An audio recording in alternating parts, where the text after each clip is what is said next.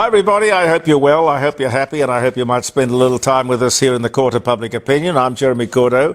Peter Clayton's behind the camera. Pete, can you show some pictures of the new studio? This is in the making, mind you.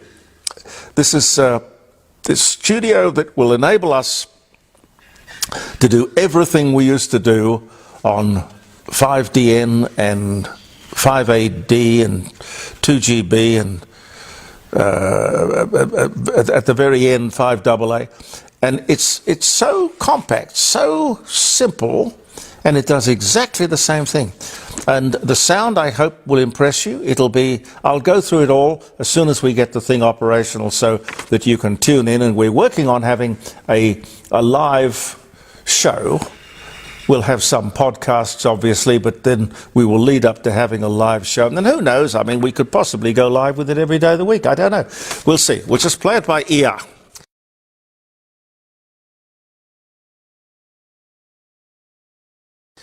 We'll play it by ear.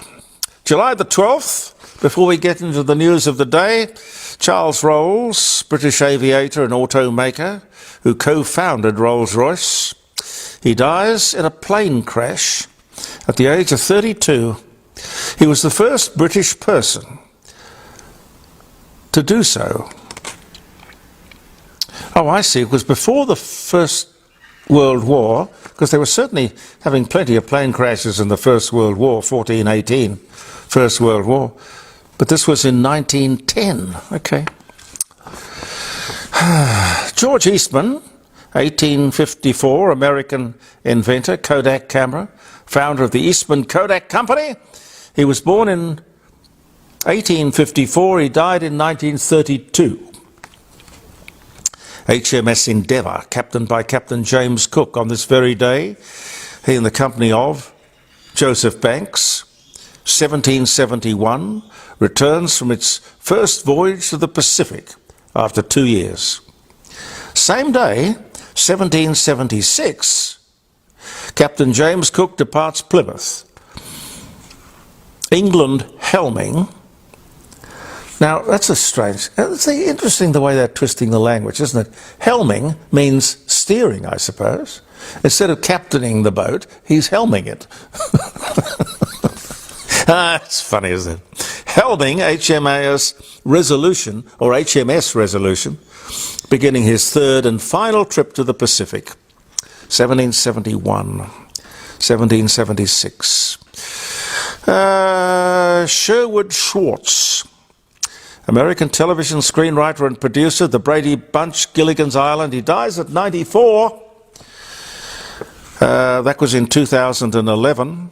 Milton Berle, American comedian and TV host, much loved and best known as Uncle Milty.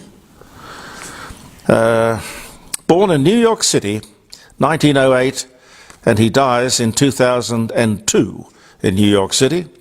Alexander Hamilton, US founding father and first Secretary of the Treasury, 1786 to 1795. He was killed by Vice President Aaron Burr in a pistol duel. He was only 49 years of age.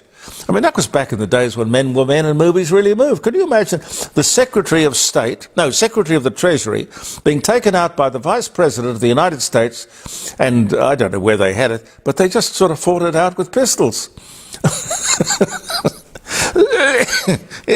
It somehow appeals to me. Ah, dear. 1804. Well, you don't want them hanging around, do you? No. English King Richard the Lionheart, Crusader, he defeats the Saracens in Palestine in 1191. My relatives were there. The first televised tennis match in 1926. Louis B. Mayer, American TV producer and creator of the star system. Good. I believe in the star system. Nothing works quite so well, in fact, in show business. He was born in Minsk, the Russian Empire. He died in 57, but born in 1884. Stan Zemanek, I knew Stan. Stan used to do work for me when I was at 5DN. He was in America, and in America, he was kind of like a roving reporter. He did work for, I think it was 2UE at the time. And we plugged in on that, and he would do a report from the United States for us not every morning, but in the morning once a week. It was very good. He came back and he did a kind of he did Beauty and the Beast on Channel 7, I think. I think it was Channel 7. And he did a nighttime program for 2 years, I remember.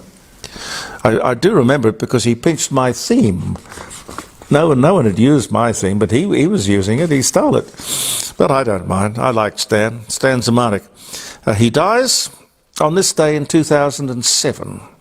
He was born in 1947. And Josiah Wedgwood, English pottery designer and manufacturer, 1730. Some of the things for which we remember the day. I hope it's going to be a nice one for you. I really do. The South Australian government, that is to say, we the people, are going to spend $500,000 on creating facilities in the parklands. Have you heard about this, Pete? No. Huh? Facilities in the parklands for Indigenous people travelling from the outback. But really, that's not the story. Not the story. I have been told that it's been created to move Aboriginal people from North Terrace and from Hindley Street and from West Terrace and all around to an area where they can presumably, I don't know, they're going to install Wi-Fi, toilet facilities. Oh, look, I understand the toilet facilities, but Wi-Fi? I don't know. I mean, I suppose I don't know enough about Aboriginal people or Wi-Fi for that matter. But these people, I assume, are going to be camping out in the parklands in a sort of tent city. Where are you going to get the electricity from? How are you going to do all of that? Oh, I suppose that's the $500,000. Now, if you have any doubt as to how this is going to end up looking, you can go and check out the Aboriginal Tent Embassy, which is in front of the old Parliament House in Canberra, which has been there since, I don't know, I don't know, it must have been the late 70s. A shanty town set in the parklands. Is that what you want? Is that what the City Council wants? Is that what the government wants for us? Of course, we'll pay the bill, because that's what we're going to get. It's not good for people, black or white, to live in the parklands. And why would you spend $500,000 on the idea? That's nuts. Nuts. Pauline Hanson wants an office for men. A minister in charge of men's affairs. Now that in itself is interesting to think about. Pauline, I know what you're getting at. It's ridiculous that we have some prejudice and some discrimination that's okay, even government-sponsored, with ministers for Indigenous affairs and ministers for women's affairs. It's all right to discriminate against white people and males, but you can't discriminate against black people and women. Why don't we just get rid of all discrimination? Huh? Treat everybody the same. And by the way, Pauline, the other thing, if you have, as it seems that you're wishing for, an office for men, you've got a minister, you've got advisors, you've got aides, you've got the whole entourage of people. He or she has a ministerial car and driver. We do not need all that expense. And remember, all that expense is times 2 because there's an opposition. You'd have to do the same for the opposition. Let's go the other way and in fact not have a minister for women, let alone a minister for men. There you go. In 60 seconds, I have saved the taxpayer well over $1 million a year. I must look that up because I don't exactly know what it costs to have a minister for anything, but I'd suspect it's way, way over $1 million a year. What can you say? Teaching the teachers. Now, who would have thought we'd get around to teaching the teachers? Mark Scott, who used to run the ABC, these days he's the Vice-Chancellor of Sydney University. He's handed down his report into why teachers are doing such a bad job. Lousy job, in fact. Me reading between the lines a bit here, but it could also be that the universities have done a really lousy job of preparing them for the classroom. Only 50% of people who take up teaching as a profession finish the course. And another 30% leave the profession within 5 years of graduating. But Jason Clare, the Federal Minister for Education, has embraced the report. I guess it's all right, he's going to have to pay for it. And he says he will implement it. It's about time somebody admitted that there was a problem, a big problem. It's good that for a start, for the first time, I see somebody talking about core subjects. Core subjects. Somehow, shock horror, our tertiary institutions have been turning out teachers who can't teach. Perhaps the teachers who are teaching the teachers can't teach. I mean, how far does it go back? Anyway, a greater emphasis on teachers being better prepared before they enter the classroom. And during that training period, there's a greater emphasis on subjects like, gee, how revolutionary, reading and writing and adding up, you know, arithmetic. How about you don't graduate if you don't master the basics? This report doesn't say anything about the fact that all of this failure could have been laid at the feet of those people who got rid of the old school. The old school. You know, discipline, correcting the homework. School teachers aren't respected anymore. And they say, well, without being insulting to teachers, because I think it's a very honourable profession.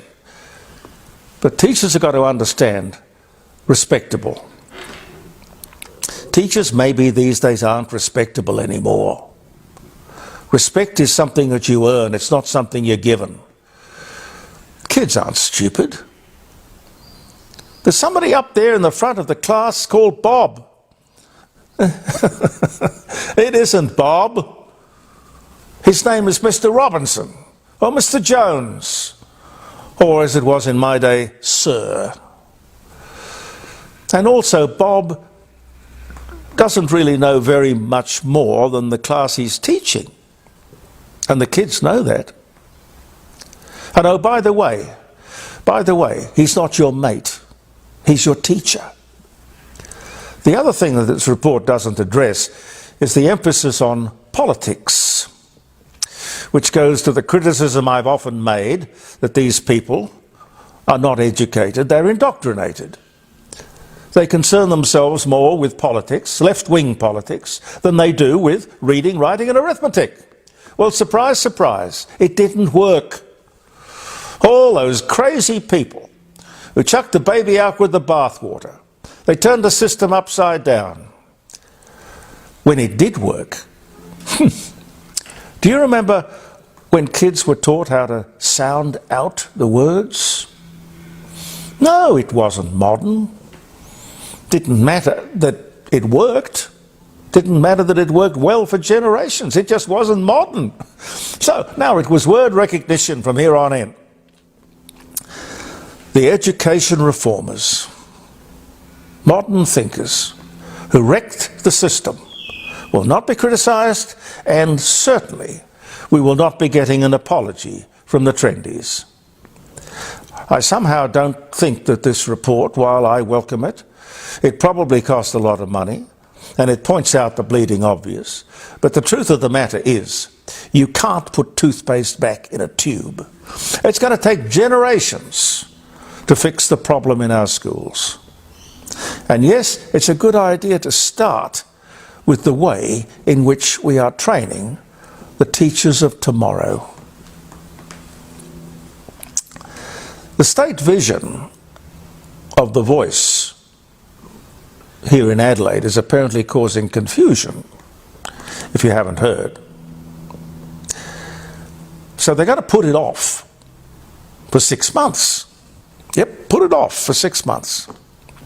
This is the state-based legislated model of the voice.